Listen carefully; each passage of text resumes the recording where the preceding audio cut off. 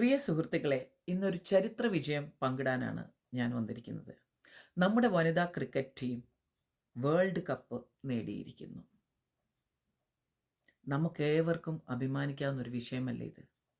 പക്ഷേ നമ്മുടെ മാധ്യമങ്ങളിൽ ഇതിനെക്കുറിച്ചൊരു ഹൈപ്പ് കണ്ടിട്ടില്ല. അതാണ് ഞാൻ ഇതിനെക്കുറിച്ച് 2 വരി പറയാം എന്ന് വിചാരിച്ചു വന്നത്. കാരണം നമ്മുടെ മാധ്യമങ്ങൾക്ക് കുതികാൽ വെട്ടുന്നതും ആ മന്ത്രിയുടെ പുറകെ പോകുന്നതും ഈ മന്ത്രിയുടെ പുറകെ പോകുന്നതും ഏത് മന്ത്രി ഏത് പെണ്ണിൻ്റെ പുറകെ പോകുന്നതും ഇതൊക്കെയാണ് ചർച്ചാ വിഷയമാക്കാനായിട്ടൊരു താല്പര്യം.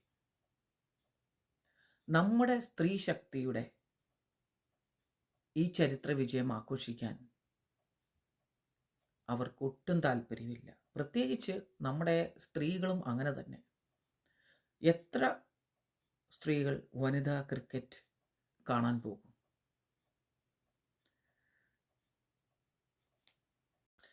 എന്നിട്ട് സ്ത്രീകൾ തന്നെ പറയും എല്ലായിടത്തും പുരുഷ മേൽക്കോയ്മയാണ്, സ്ത്രീകളെ മുമ്പോട്ട് വരാൻ അവരനുവദിക്കില്ല എന്നൊക്കെ.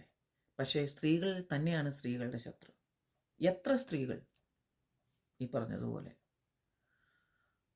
വനിതാ ക്രിക്കറ്റ് കാണാൻ പോകും? എത്ര സ്ത്രീകൾക്കറിയാം ഈ വിജയത്തെക്കുറിച്ച്? ക്യാപ്റ്റൻ ഹർമൻപ്രീത് കൗർ തൻ്റെ മികച്ച നേതൃത്വ പാടവത്തോടെ ടീമിനെ മുന്നോട്ട് നയിച്ചു. അവരുടെ ആത്മവിശ്വാസവും ധൈര്യവും തന്നെയായിരുന്നു ഈ വിജയത്തിൻ്റെ അടിസ്ഥാനം.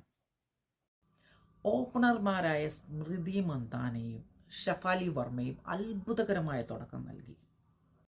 അവരുടെ ബാറ്റിംഗ് ടീമിന് ഉറച്ച അടിത്തറ പകർന്നു നൽകി. മധ്യനിരയിൽ ജെമിയുമായും റിച്ച കോഷും ഉറച്ച പങ്കുവഹിച്ചു. ഒരാൾ സ്ഥിരതയുടെയും മറ്റേയാൾ അതിവേഗ ബാറ്റിങ്ങിൻ്റെയും പ്രതീകമായി. ബൗളിങ്ങിൽ രേണുകയുടെ സ്വിംഗ് ബൗളിങ്ങും ദീപ്തി ശർമ്മയുടെ സ്പിൻ മാജിക്കും എതിരാളികളെ വിറപ്പിച്ചു. ഫൈനലിൽ ദീപ്തിയുടെ നിർണായക വിക്കറ്റുകൾ വിജയത്തിന് വഴിത്തിരിവായി.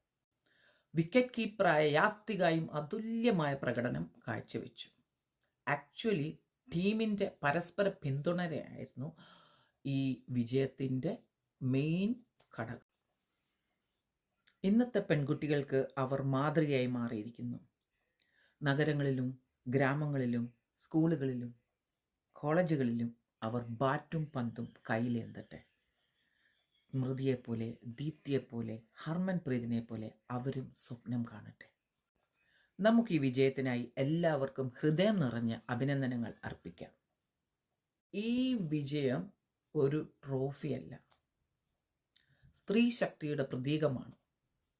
അവർ തെളിയിച്ചു കഴിവിന് ലിംഗപരമായ വേർതിരിവില്ല എന്നുള്ളത്.